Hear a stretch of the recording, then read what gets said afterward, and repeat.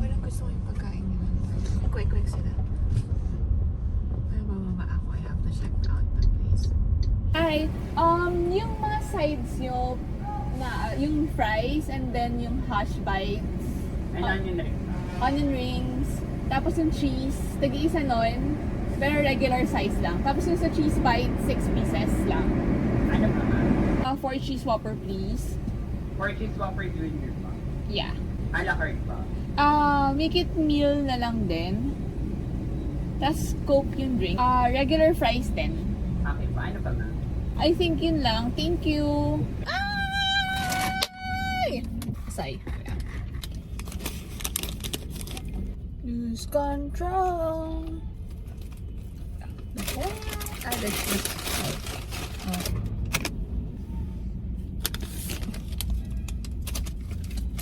So, ano nga? Kamusta? Nagsisisi sa mga kasalanan ko. Isa ka na bang repentant ngayon? Kailangan mo maging ano? I think I am CCC. Huh? CCC? Ano CC what? Regretting. Regretting. I said, nagsisisi is, and then nagaya ako na ing. CC, ING. Sisising. Sisising. Okay. Repentant. Have you been repentant? We decided na pag-usapan ngayon ay out of nowhere. Out of nowhere.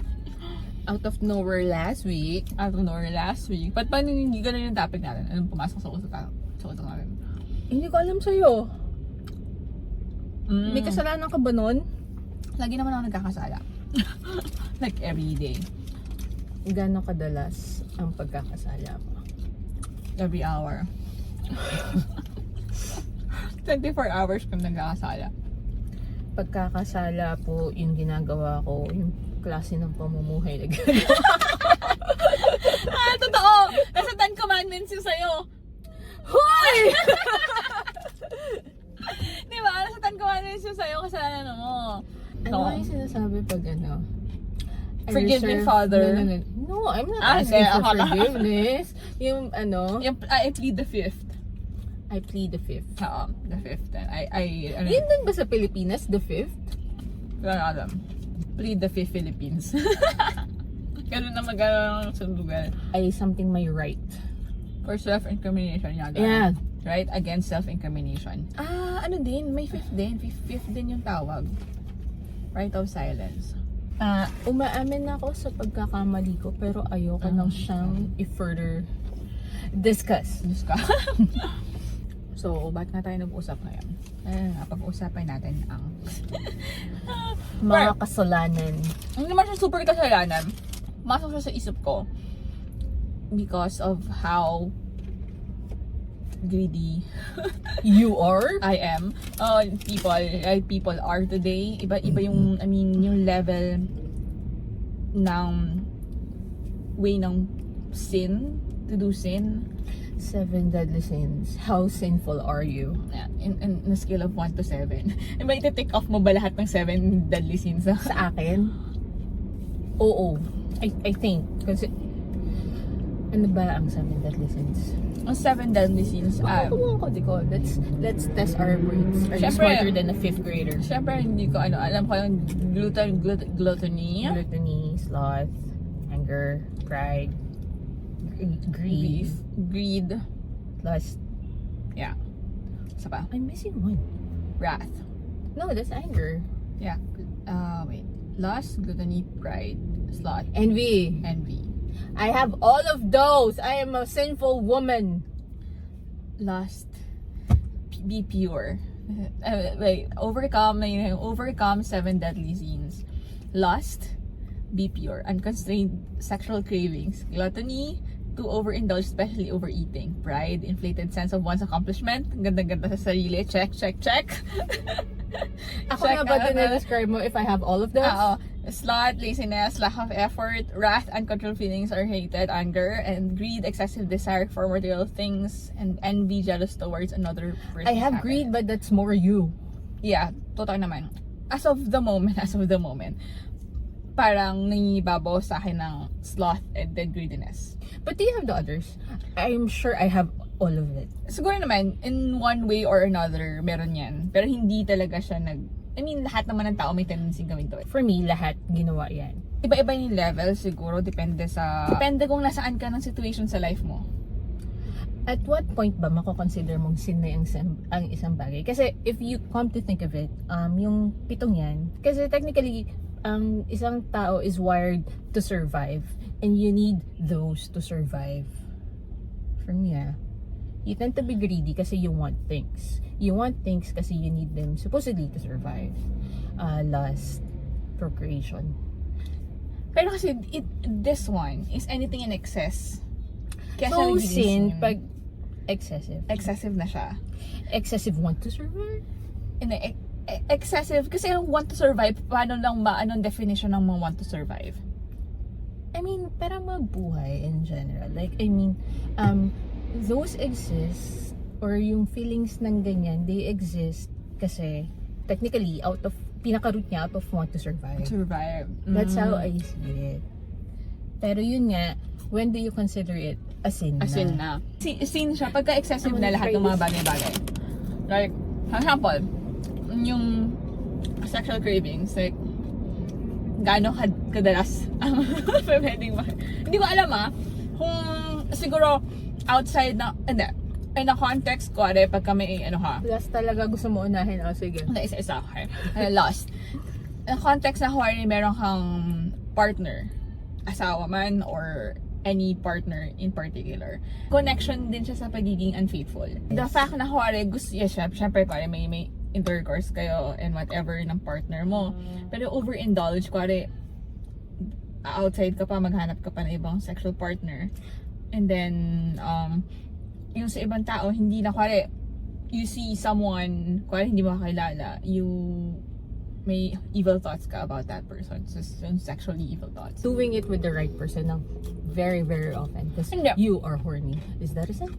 Natingin ko, pagka sa part, hindi, depende kasi it boils down sa pagiging consent. Consent or, I guess, Kasi wala namang, ang makakapag-define lang ng excess is ikaw.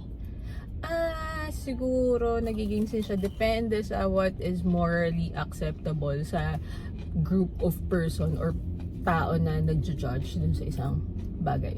Pero the fact kasi na, hindi mo naman ikakwento unless yung, yung sleep, nagpi-pillow talk ka ba with other person? What do you mean pillow talk? Like for example, kung ano yung ginawa nyo sa kama, i-kwento nyo sa iba. Kiss and tell? Bakit ganun? I don't kiss and tell. Kaya nga, so hindi mo... Ba't ka napunta sa kiss and tell? Ano yung sinasabi mo kasi, yung definition mo ng excess is depende kung ano yung morally, ng group of people, di ba? So kung hindi mo i-divulge sa iba, paano malalaman kung excess na yun? So hindi mo siya maka-quantify. Kasi wala kang parameter na para No, masabi. yun nga. Sinasabi kong, ang gulo na natin. Ang sinasabi kong parameter is what is socially or personally morally acceptable sa isang Group of people. individual. Group of people or individual na magja-judge dun sa bagay na ginawa mo. Yun nga, hindi mo naman sasabihin paano nang i-judge? Kung, sige. Diba? Kung wala kang, hindi nila alam kung ano nangyayari behind the closed doors or the room. So, personal judgment pa siya. Kung depende sa konsensya mo, it boils down to your conscience. Yeah, at saka depende yun kung nakita ka ng, kasi magiging magja-judge ka lang ng other person na as lustful. Kung If ever- alam niya yung ginagawa mo. Yeah, and then kung may partner ka, and then nakita ka niya, may girlfriend ka, may boyfriend ka, tapos nakikita ka niya nakipag sa iba. Yun na yun. Like, oy, that's morally incorrect na, which is like, nag-take off na dun sa parameter na sinasabi mo. Ano pa? In terms of, like, gluttony. Yung number Kung- na, Naging overweight ka, are you gluttonous? I think hindi. Why not? For example, pagka mataba ka, di ba yung mga sakit na, No, outside sakit. Considering you're a normal person, you process everything normal, you don't have a sickness that will make you gain weight. Kung obese ka, does it make you gluttonous? Kasi you become obese if you overeat. Or is it just bad lifestyle? Bad lifestyle, I think so. Kasi may mga glutinous naman na petite. Then, depende sa metabolism mo. Sa bagay, yung Diba? may mga eating disorder. May eating disorder, diba? So, yun, sa tingin, yeah. Ang hirap mag-judge. It's true naman. Pero yun, ayun, exercise regularly and avoid nga na excess in eating and drinking. Yun yung sabi, yung how to overcome. So, you're not necessarily gluttonous if overweight ka. It's just possible. Eh, di slot ka din. Yeah, I think so. Hindi I naman. mean, Hindi, bad lifestyle lang. hindi, kasi yung slot is more on generally I'm just yata joking. ng... I get it naman. It doesn't necessarily mean na wala kang exercise is that you're tamad. You just don't have the time to do it. May ganon. Pero yung iba, may combo na matao ka na, tamad ka pa. Makasalanan nga siya. Makasalanan yung tao na yun. I-judge natin siya according to that one. I-judge natin siya according to our judgment. Standard ng judgment. Pride. Oh, that's Inflated sense of one's accomplishment. Dahil mo nasabing ma-pride. Alam mo yung papanindigan mo yung isang bagay na sinabi mo just because you're proud. Like, it may come to a point na mali ka na pero papanindigan mo pa din, or what you're doing is not giving a positive effect pero still papanindigan mo siya just because you said it. Hindi ba Because you're dahil too proud. self-preservation yun? It's like your defense mechanism against that person. Hindi not necessarily pride yun. Paano magiging pride? For example, you have Is it- accomplishment. Sa tingin ko, accomplishment kaya Pinag- material things. And then, you brag about it. Like, hindi not necessarily mean na kailangan mo siyang i-brag because you have it. But then, you're overly open. And then, you post it social media. You tell it with people. And then, you show it to people na, oh, ganito ako ngayon. Kasi yung issue mo, yung situation mo, na in-equate mo siya sa pride, I don't think hindi siya talaga as pasok dito sa deadly sin ng pride. Kasi hindi ka pa naman overall like excessive. I think what you are Oh doing... wait, when you say pride in Seven Deadly Sins context, mayabang? Yeah. Wait, I'm also mayabang. Pero kasi may level ng kayabangan eh. You have Acceptable yabang and then there's overly, super yabang mo. Like, hindi naman necessarily na kailangan mong sabihin, but then you still, alam mo yung nandun na, yung very, very visible na meron ka na talaga. Like, hindi mo na siya kailangan na-explain sa tao kung ano yung meron ka, but then you are, inaano mo pa, shout out mo pa, and then you kept on telling everyone, ganito ako, ganyan ako, I have this one, I have that one. Yun yung sa tingin ko, yung definition ng pride. Bragging about things. Bragging about Too things. much bragging. Bragging about everything. Slot, ako yung number 1 na to. Ito talaga ako. That's you. I'll give the floor to Yeah. you. Ba't kaya naging kasalanan na ang slot? Pagiging tamad? Not helping? Siguro it's choosing not to do something when you Pero- could have done something. Ang definition ng slot, laziness or lack of effort. Your laziness ba? Does it affect others? Does it affect others? It might not affect others, but it does affect you. You have to be kind to yourself too. Who is self-love? Hindi ka necessarily kailangan maging salbahe sa iba para makonsider na salbahe. You could be salbahe to yourself too. So, baka ganun. Pero be diligent. Ang to overcome 7 deadlies. Yung slot. Diligence ngayon sa slot. Mm-mm. Due diligence. Have a schedule, don't let your life revolve around resting. Pero tayo gusto natin mag-rest lagi. Like, I don't. Yeah, I need to be distracted. all things aside, na hindi mo kailangan karoon ng distraction. Tingin mo, are you still going to work? Like, work. Distraction lang. Kasi kung distraction lang, I still need to work. Because nag-workout ako kasi nakakonsensya ako pag I overeat. So parang in a way, ang workout is ginagawa ko siyang dahilan para meron akong karapatan kumain pa more. So parang Usually ganun siya sa akin. inano mo, Nakakonsent siya for health and para ma-balance out sa isipan ko na it's okay to eat kasi I work out. Ang isip ko kasi, totoo naman, yung pagiging laziness mo, depende kasi kung ano kang part ng family, sa nuclear family mo. Kaya, if you're the head of the family, then your responsibility is to provide. But then, tamad ka. So you don't provide? So you can provide kasi tamad ka. Like, instead of like working and then Not doing your responsibility. So it will affect like other people. So sa tingin ko, depende siya, yung category niya ng slot. Depende kung gaano yung magiging effect na to other people. Right? Also you! I have that. I have so much anger in my system. Lalo na I like ngayon. Rage Room that I tried to recreate it at home. No, I did recreate it at home. What triggered that? What triggered yung the anger. recreation of the anger? The anger. Yeah. What triggered the anger? Yeah, I think the anger. Not getting what I want. Things not being my way. Usually yun siya. Hindi ba ano yan? Emotional Or pag- immaturity. Yung ganyan. Or pag nasaktan ka, gaganti ako. Parang bata, nasaktan ako, gusto kong gumanti. Hindi ko masabing revengeful na tao ako. Feeling ko naman hanggang thoughts lang yung gusto kong mag-revenge on things. Yung anger mo is nasa ulo mo lang dahil hindi mo siya ma-execute to the one na kwali nag-trigger na Hindi ko siya hindi ko siya ma-process. Or hindi ko siya ma-process na ilalabas ko siya dun sa tao. So, nagkakaroon ka ng substitute for that tao. kailangan ko ng substitute para ma-release siya. I either numb it or maghanap ako ng substitute on how to release it. At sa trauma response lang talaga. Parang I think it boils down to trauma response. Yung paggawa mo ng Trauma? How is not traumatic?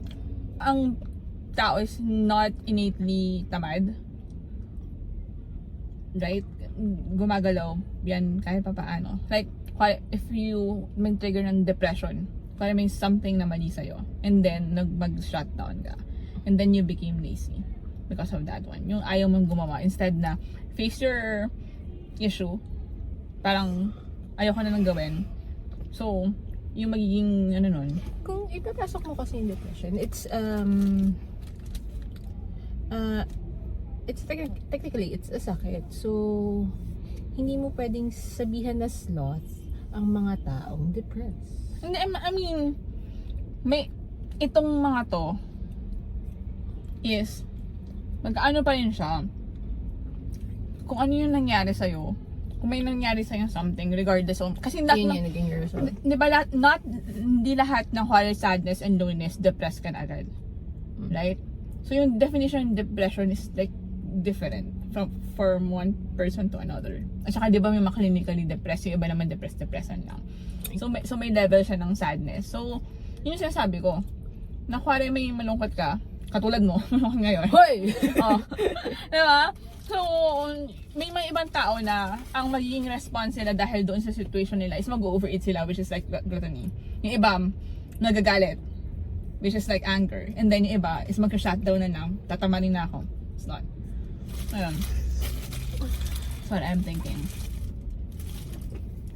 No, first lot kasi parang kung reaction siya sa, let's say, depression, I don't think that's sin. Pero kung yung tamad ka lang kasi tamad Tamad lang, ka. then Wala talaga ako na ano na tamad lang eh. May na-experience ka na tao na wala lang, tamad lang siya. Mula pagkabata, tamad na siya. ano yung sample ng mga taong kilala mo ng tamad at ano yung dahilan kung bakit sila tamad? Ako, ayoko lang talagang gumawa.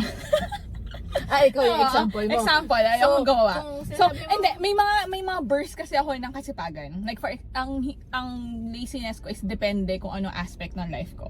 For example, hindi ako tamad sa work. Pagka work ha. Okay. Pero tamad ako, for example, mag-exercise. Hindi ako exercise. And then, pag mag-mundane task, ayoko nun. Like domestic task, ayoko nun, tatamarin ako. So, hindi siya, may facet siya ng pagkatamad. Not necessarily 100%. May facets. Oo. But what you're saying kanina is may trauma behind it. Or may cause behind it. So what made you not want to do Oh, things? yeah. For example, ako, may problem ako. Problem. Do I have to divulge? Ay, okay. Diba? No, kaya may issue ako na hinaharap ngayon na instead Parang na na-on-the-spot kasi ka dun. kasi may iba na kuwari pagka may issue sila about something, iba naglilinis. Dahil para maano yung attention nila doon sa problema nila. Right? Ako, kabaliktaran, ayokong gumawa ng something pagka may issue ako. So, doon pumapasok yung trauma response na sinasabi ko. Same din sa'yo, trauma response mo, hindi pa pagka may issue ka, hindi nagdadabog ka and whatever. So, Pero kasi tingnan mo, it's not really doesn't necessarily have to be a big issue.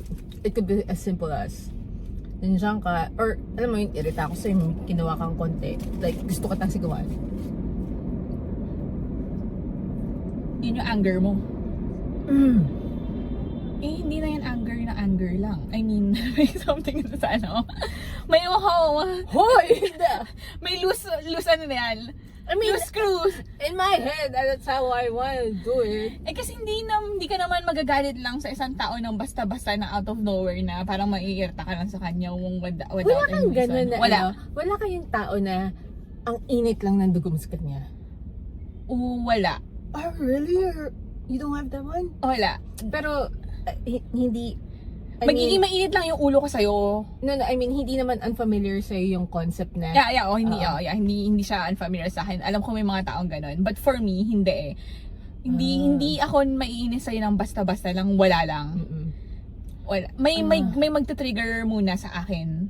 May trigger kang gagawin before ako mainis sa'yo. Hindi ako ganun ng tao. How about, nagiging, may ginawang isa, nagalit ka, pero nagalit ka kagad without knowing first ano yung naging dahilan ng action niya. Is that sinful? Like, kunwari, you did something wrong, I got mad at you, pero may dahilan ka pala kung bakit mo nagawa yon. But I didn't consider it. If you are asking if may ganun akong naging situation na before. Hindi or naman, this one. or saan siya magpo-fall under? Or yun ba yung papasok na ng sin? I think hindi. No, yung kasi parang the sin factor na dun sa part na yun is not being considerate. I mean, kung palagi mong ginagawa, malamang. How about it's just in my head and I don't do it? And that is your problem na. Which is yung scene mo na yun. Kasi hindi ka nagiging Is it a sin if you thought it but didn't do it? I think so. You Hindi. thought it and didn't do it? I mean, hindi ko kasi alam kung ano yung definition ng sin in terms of religion. Kasi sila lang naman yung nagdidictate kung makasalanan ka hindi, diba? So, kung yung category Well, ng... it doesn't have to be religious na context ng Pagkakasala. pagkakadivine pagkakasala. Hindi kasi ang the fact na kasalanan siya, well, technically, ang magiging sin lang siya, dalawa lang definition ng sin. It's either lawful sin, yung pagkakamali mo is nakakategory siya at na under siya, may legal consequences may list about that one. And then yung the religion one, which is yun yung medyo verbose at medyo malawak. Parang ganito, gusto kitang patayin, pero naisip ko lang siya, hindi ko siya ginawa. It's not a crime. It's not a crime. So, But does then, that apply to being sinful? Gusto ko kumain ng madami, but I didn't do it. I just thought about it. So, technically, how I see it, kasi for me, if you thought about it but didn't do it, it's not wrong. You just thought about it. And somewhere along the process, nahinto mo siya from happening. It didn't occur. Walang foul play. yun yung definition mo ng hindi siya kasalanan kasi nasa isip mo lang siya. Walang act. Walang act. Pero kasi pagka sa religion, pag pinasok mo yan, yung evil thoughts mo, considered as sinful na siya. What religion is that? Tingnan mo sa mga di ba? Pagka inaano mo yung, di ba yung mga sa mga, hindi ko alam sa mga readings yung, ikaw mas maalam ka sa akin sa readings. I assume na religious-wise, if you thought about it but you didn't do it, it's not wrong. Ako sa tingin ko, the fact na may evil thought ka na, though hindi mo ginawa, may part pa rin na nagkasala ka. because of your evil thoughts. Pero kasi parang di Pero ba? double whammy na lang siya for me. Pagka kuwari, inisip mo and then ginawa mo. So, mas mabigat yung sin mo. So for you, it's a sin if you thought about it. Yeah, if you... Pero hindi ba dun papasok yung konsensya mo? Like, dun nagkakaroon ng factor na hindi mo siya ginawa kasi possible na konsensya ka or you just, or yeah, you talk yourself out of it.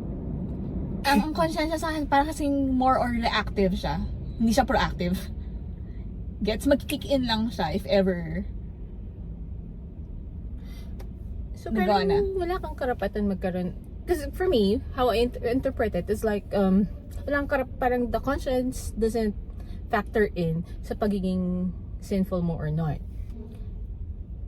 Yun yung definition mo sa akin. And that's how I read what you're saying.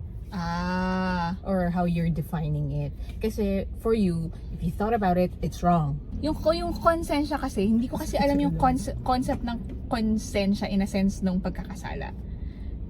Like, ano ko siya i-explain nang hindi ako naguguluhan sa explanation ko. Siguro the way I handle the situation is, di ba nga sabi ko sa yung personality ko is either black and white. Wala siyang in between.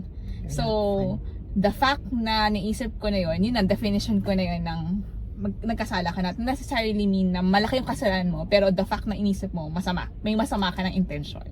So, dahil sa masamang intention na yun, regardless kung makonsensya ka man na hindi mo ituloy. Kasi di ba, iniisip mo, makonsensya ka hindi mo tutuloy, ito yung gagawin mo. So from the start pa lang, the fact birth of the thought pa lang. Yeah, that's sinful.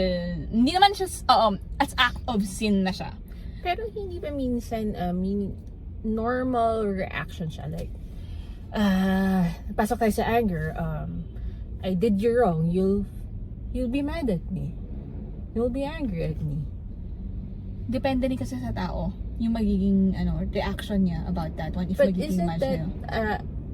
wag mo i-consider yung, depende siya sa isang tao or pagiging specific ng isang bagay sa isang tao. Generalizing things. Like, if you did someone wrong, don't get hurt.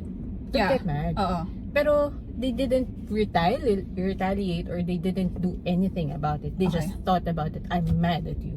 And then, the moment they thought about it, sumunod din naman kagad yung baka naman nagalit siya kasi, or na-justify na niya sa sarili niya yung action mo. Like, feeling ko kasi normal reaction yung iba. Na magkakaroon ka ng galit. Yeah. Pero kasi, normal reaction yun. Pero kasi yung... Sampalin kita out of nowhere. Aren't you naman? Oo naman. Ang inaano ko lang din is kasalanan pa rin yun. Yung inisip mo. For me, parang hindi naman. Parang, that's too harsh on yourself. Kaya nga, alam mo, like, that's part of being human, na magkamali and then learn from it. Ang inaano ko lang dito is yung kaya nga sabi ko yung ano bang definition ng sin. Kasi kung may level, Siguro magkaiba tayo ng definition. I think we're working on different definitions. I think so. Kasi ikaw, gusto mo, ang magiging sinful na siya sa'yo pagka may action ka na. Na nag-retaliate ka na. Or nagkaroon na siya ng negative effect. Like, yeah, you did something, so something happened out of it. Pero yeah, for me kasi, iba yung definition ko na thoughts pa lang. Basta may evil intention ka na about someone or something or negative reaction na it will lead to something else like negative effect. Kuwari, mali mo hindi mo na ano yung sarili mo. Diba naisip mo like, parang gusto kong patayin to and then gusto kong patayin to and then hindi na as in hindi mo na overcome on your own. So yun, kaya yun yung sinasabi ko na kuwari hindi mo na pigilan yung action na nasa isip mo and then that will lead to something else. So first step pa lang. Ano pa rin tayo nag-away sa video na ito? First step pa lang, nandun na yung kasalanan na yun for me. So yun yung ko. Kaya hindi rin ako medyo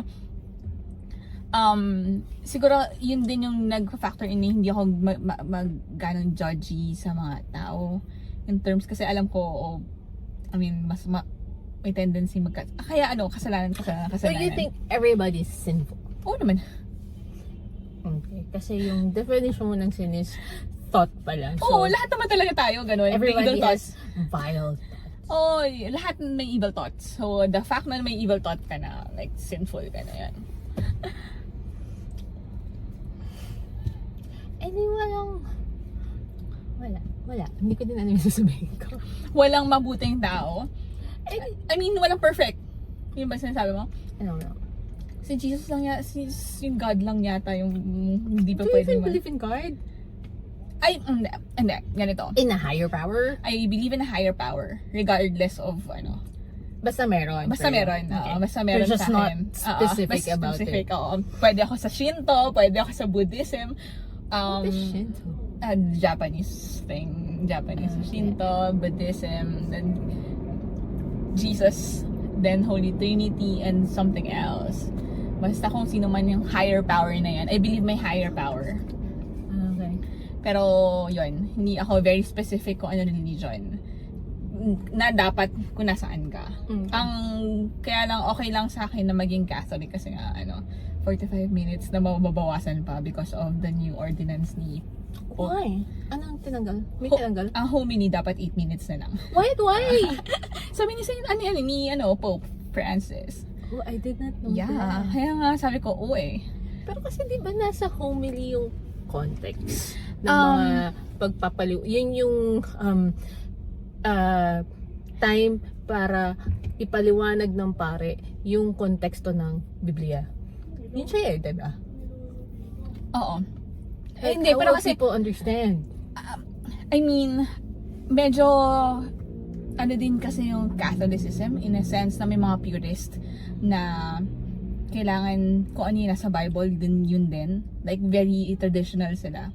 God, like, I've been a Catholic all my life, pero parang hindi ko alam what being a Catholic is. Realization ko lang Kasi, yan. I mean, it boils I'm just down, ang realizing. Catholic and Christian and Protestant, isa lang naman yung, Yeah, ayun, di ba? Christianity. Isa lang naman. Ang ano lang dyan is tradition, kung how they do. They interpret yung mga bagay-bagay. Pati yung, yung tradition, yung mass and everything, kung paano nila gawin, yun, dun yun nagkakaiba eh. Pero same lang naman yung yun eh. Yung pinaka, kung saan sila kumukuha ng, yun, source. Diba? Same yung source, but the understanding, very different. Oo naman. Depende rin kasi yan sa tao. Yung mga tradition. I mean, Catholic as a Catholic na Christian, Catholic na Roman Catholic. Hindi naman siya ginawa talaga before para maging ginawa siya para mag-conquer ng mga countries. Diba ikaw mata? Ginawa siya. Yun yung magiging hindi siya talaga parang maniwala sa higher power and then Templar. Constantine time, ang gano'n. So going back. So going back. Natingin ko lang kasi masyado nang makasalanan ng mundo. So yun. Kaya napasok kasi I think it's interesting to know if yung definition. Yung definition if may category tayo. Kung saan tayo? Kung saan tayo doon. Kung ano yung pasok. Kung bibingo ba tayo sa lahat ng kasalanan. I bingoed. Bingo. Nag-bingo ka? Hindi, 3 lang yata sa akin. Wow! Sabi ko nga, at You don't get mad! at Wait, this ano yung part tatlo mo? of, anong tawag doon? Wait lang, ano pa bang kasalanan ko? Forgive me, Father, for I have sinned. Ganon. I think, hindi, more on sloth and greed lang ako, and then yung envy ko before, meron akong tendency talaga. Pero nakaka-counter Current times, dun kasi at current times, like my state of mind right now and state of maturity, kung mature man ang pagkakaintindi ko sa mga bagay-bagay is So nandun kung na. pakiramdam ko, I have Oh. nakabingo ko, what does that say about me? So I think you need to work on yourself. Diba? Yun lang naman yun. At the end of the day, ikaw rin naman kasi magkakasala. It's your action about things. Kaya ka naging sinful. Right? Hindi naman yun. Makasalanan na babae. Makasalanan. Naging makasalanan ka kasi sa action mo. Alam mo naman yung tama. I But thought then, I didn't do it. but then hindi mo ginawa, or then you didn't do something about it, so that happened. So yun lang talaga yung moral of the story. Pagka na checklist mo lahat ng na bingo mo lahat ng deadly sins, and then that's it. You check yourself. After Oo. checking the bingo, Check you check yourself. Oo. Baka may dapat kang work sa sarili mo. I got a lot to work on. Totoo naman. That's How do you work on lust? Alam ko, sa tingin ko, dapat sa mga lalaki maglagay ka ng yung contraption na nakalock. Yung metal para may keys para tas tapan mo. What para, they need is yung pag naisip nila yung ma-electrocute sila. Parang pang-train ng dogs. Men, oo. Men. I have something about that one. Kasi may nabasa ako, like, dahil mahilig nga ako sa BL, right? If may straight na guy, as in straight ha, ng gay, as in the act itself, yung heterosexual ka, pero yung heterosexual ka before, like, lalaki ka, gusto mo lang yung makikipag-sex ka lang sa babae. But then, medyo, dahil lalaki ka, gusto mong mag-try something else, nakipag-sex ka sa another guy. It's either gay yung lalaki or another, pero kung wala kasing straight guy na magkikipag-sex sa another straight guy. For me, if interested ka na with the same sex, straight guy na interested sa kahit straight na guy pa yan or gay, it doesn't make you straight anymore.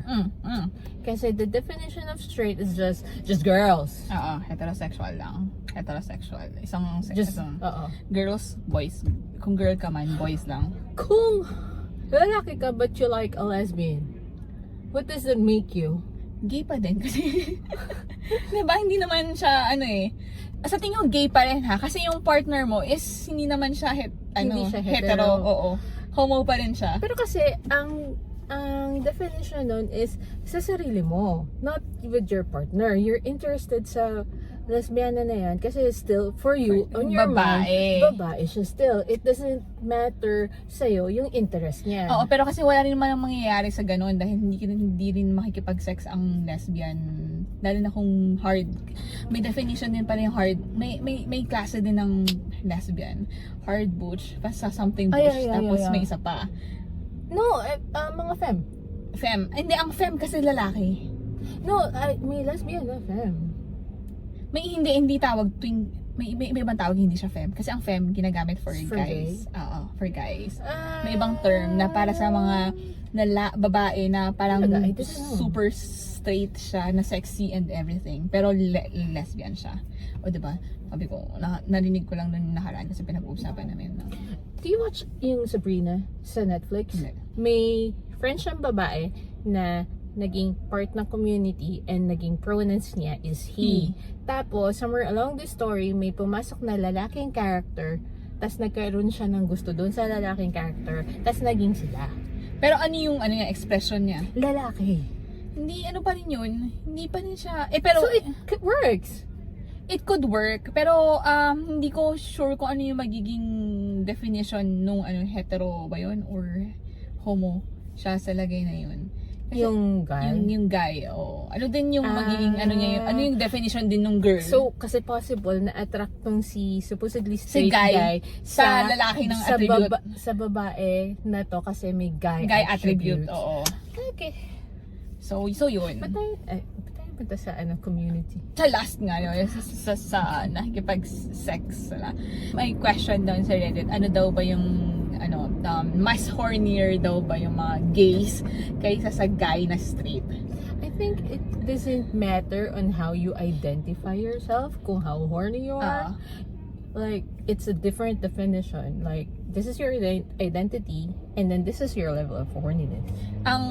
Kaya nga, yun yung mga sa ilalim, yung mga answer nila is same regardless kung ano man identity nila. Yung physical attribute pa rin kasi nila is lalaki pa rin. Like, testosterone. Hormones. Hormones and everything. Which is, sa lalaki daw, is mas hornier talaga sila kaysa sa babae. Mas mabilis.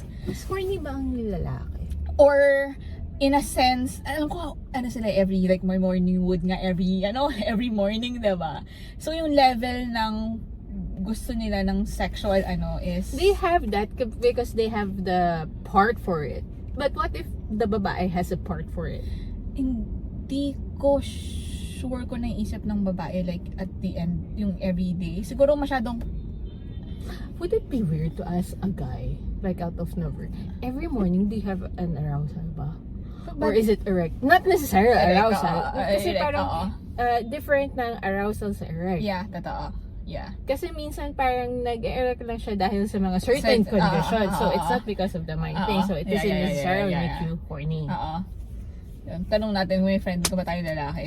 May point naman siya na pareho pa rin siya ng lalaki. At saka may mas mabilis talaga dahil ang mga boys mas mabilis. Hindi sila nag-iisip. Kasi ang girls, sa tingin ko in terms of sa sex is ipag-iisipan pa ng mabuti at matagal kung makikipag-sex ba ako. Well, hindi naman lahat pero majority ng mga babae is like nagko-contemplate pa if this, tsaka yung sexual partner na inaano niya is like limited. Hindi katulad ng lalaki na kahit anyone na mabilis maano. Well, you're saying mas horny ang lalaki kasi it matters less to them kung sino yung partner nila. For me kasi, it doesn't matter yung considering, like, pwede kang hindi masyadong nakikipag-sex, but it doesn't mean you're not horny. Paano mo i-release yung maging ano mo? Depende sa tao. It's like, Sariling sikap pala ka lang palagi. may May deal daw. may sariling sikap, may nagsisariling sikap with toys, may ibang, idaan mo na lang sa mga ibang bagay-bagay. Oo.